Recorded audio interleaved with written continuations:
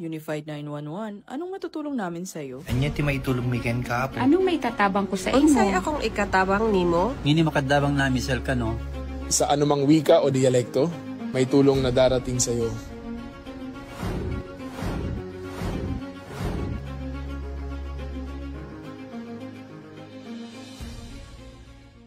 Lilingkod sa bawat Pilipino at magbibigay ng tamang impormasyon para sa tahimik at maayos na Pilipinas. Police News Network, alagad ng batas, tagapagtaguyod ng balitang pulis, sandigan ng mamamayan, patnubay ng katotohanan. La Campo Crame, maghahatid ng pinakahuling kaganapan at nagbabagang balita. Ito ang PNN Police News Network.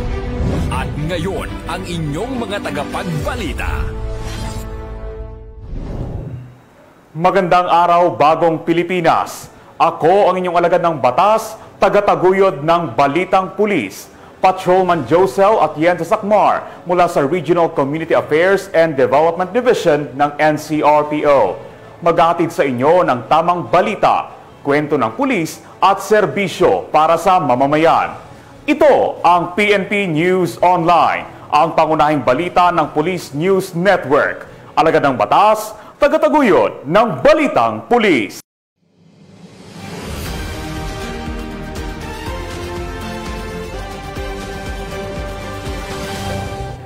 Narito ang mga balitang hatid ng ating PNN correspondents mula sa iba't ibang panig ng bansa.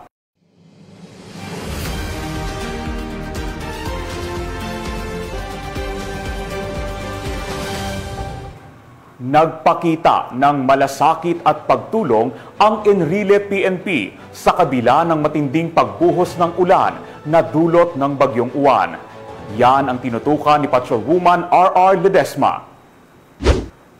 Sa kabila ng malakas na ulan at magtaas ng tubig dala ng Bagyong Uwan, noong ika-11 ng Nobyembre nito lamang taon, ang ating mga kapulisan ay muling nagpamalas ng malasakit na sumasalamin ng pagiging makatao. Hindi nag-atubiling tumulong ang mga tauhan ng Enrile Police Station na pinamunuan ni Police Captain Christopher B. Dawan, Deputy Chief of Police, kasama ang mga opisyal ng Barangay 2 Enrile, Cagayan. Nang tumaas ang tubig sa bahay ng isang pamilyang nagdadalamhati, maingat na dinala ng Enrile PNP ang kabaong sa mas ligtas na lugar at tiniyak na sa kabila ng sakuna, nananatili ang paggalang at malasakit. Pinuri naman ni Police Brigadier General Antonio P. Maralag Jr., Regional Director, ang mga kapulisan dahil sa kanilang patuloy na pagsusumikap na pagsilbihan ang mga kababayan nating nasalanta ng kalamidad. Ang tunay na serbisyo ng pambansang pulisya ay hindi lamang sa pagpapatupad ng batas, kundi kaakibat din nila ang pagtulong ng may puso at malasakit, lalo na ngayong panahon ng kalamidad. Dahil sa bagong PNP ay may serbisyong mabilis, tapat at nararamdaman tungo sa ligtas na bagong Pilipinas. Dito sa Police Regional Office 2, ako ang inyong Police News Network Correspondent, Patrolwoman Ledesma, alagad ng batas, tagataguyod ng Balitang Pulis. Maraming salamat, Patrolwoman Ledesma. Nagsagawa ang Regional Police Community Affairs and Development Unit 4A ng isang makabuluhang community outreach program na nakatuon sa pagtulong at pagbibigay suporta sa mga katutubong AITA. Ang detalye ng balitang yan mula kay Patrolman Lawrence Ilagan.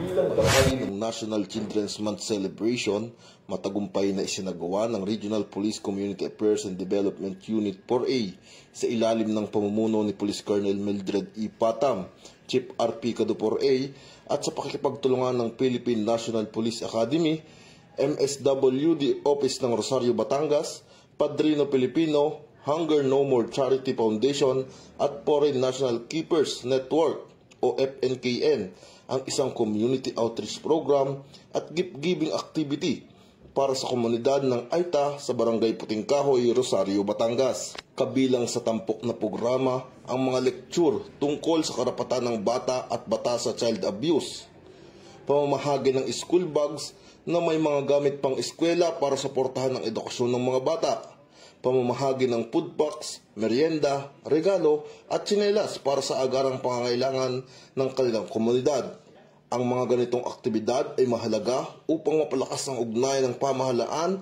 at komunidad upang maitaguyod ang karapatan ng mga bata at mabigyan ng suporta ang mga katutubong mamamayan. Mula dito sa Calabarzon, ako inyong PNN correspondent, Patrolman Jan Lawrence B. Ilagan, alagad ng batas, tagataguyod ng Balitang Pulis. Maraming salamat, Patrolman Ilagan.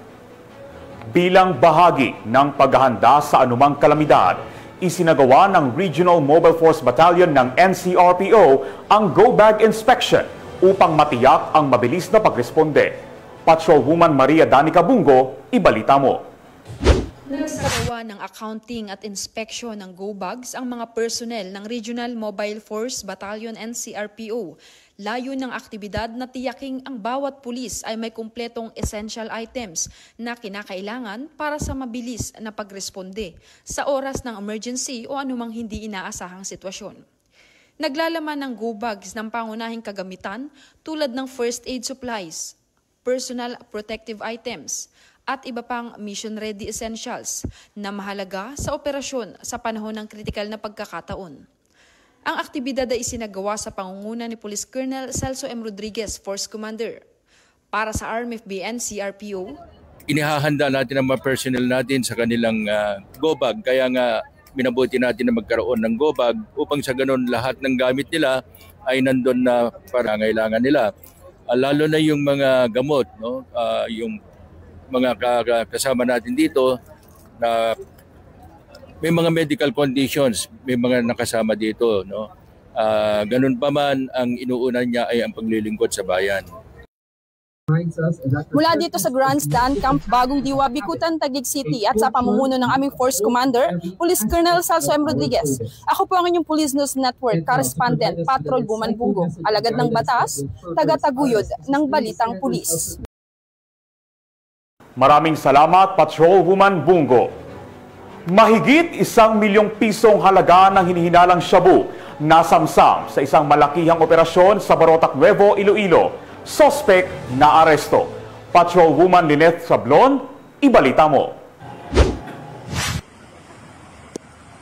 Nasamsam ng mga kapulisan ay nihinalang shabu na nagkakahalaga ng mahigit 1 milyong piso mula sa dalawang magkaibigan sa isinagawang drug buy-bust operation ng Philippine Drug Enforcement Group at Barotac Nuevo Municipal Police Station sa Barangay Salihid, Barotac Nuevo, Iloilo. Ito lamang 12 ng Nobyembre taong kasalukuyan. Kinilala ang mga naarestong suspect na sina Alice Dondon, 43 taong gulang, pansamantalang naninirahan sa nasabing lugar, at si Alice Tablab, 35 taong gulang, residente ng Barangay Lagubang, Barotac Nuevo, Iloilo. Nakumpiska mula sa mga suspect ang sensasyon na nihinalang shabu gamit ang 6,500 pesos na marked money. Na-recover pa mula sa kanilang pag-iingat ang 3 maliit na heat seal plastic sachet at 2 knot-tied na plastic bag na naglalaman ng hinalang shabu. Tumimbang ito na himigit kumulang 156 gramo at tinataya nagkakahalaga ng 1,060,800 pesos. Batay sa investigasyon ng kapulisan, napag-alamang dati nang nakulong si Alice Dondo noong 2021 dahil sa kaparehong kaso ng iligal na droga, ngunit nakalayaan ito 2024. Ang mga suspect ay kasalukuyang nasa kusdiyan ng Barotac Nuevo Municipal Police Station para sa kaukulang dokumentasyon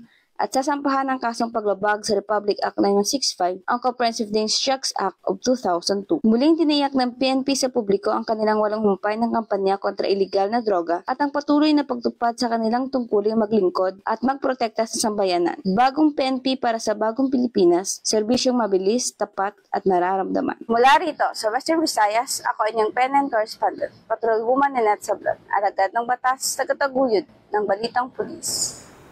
Maraming salamat, Patrolwoman Sablon. 136,000 pesos na halaga ng hinihinalang shabu ang nasamsam ng Panabo PNP sa isang buy-bust operation. Suspect, arestado. Magbabalita dyan si Patrolwoman Daphne Pasaol.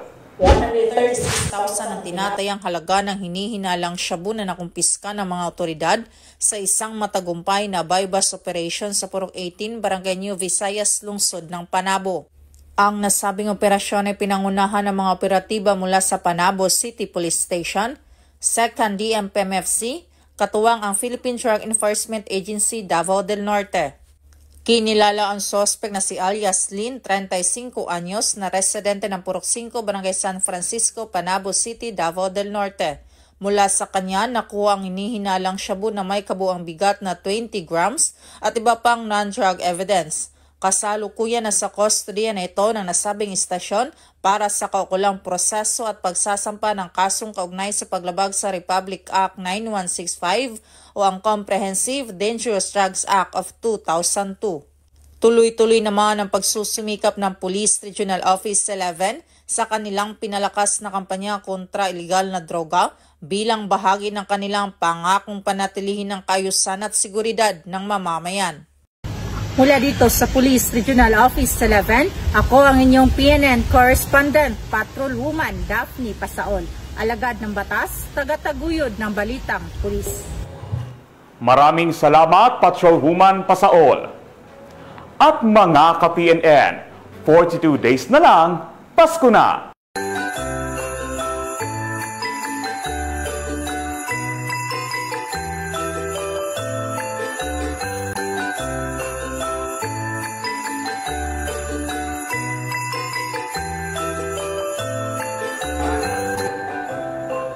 Sa ngalan ng pamunuan ng Philippine National Police sa pangunguna ni Acting Chief PNP, Police Lieutenant General Jose Melencio Corpus Nartates Jr.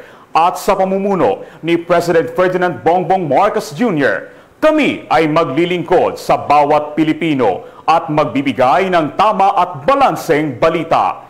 Mula rito sa tanggapan ng tagapag-ugnay ng pambansang pulisya, kami ang inyong alagad ng batas, tagataguyod ng Balitang Pulis. Ako ang inyong tagapag-ugnay, Patrolman Josel Atienza Sacmar mula sa Regional Community Affairs and Development Division ng NCRPO. Maghatid ng tamang balita, kwento ng pulis at serbisyo para sa mamamayan. Ito ang PNP News Online at ito ang bagong PNP para sa bagong Pilipinas. Serbisyong mabilis, tapat at nararamdaman.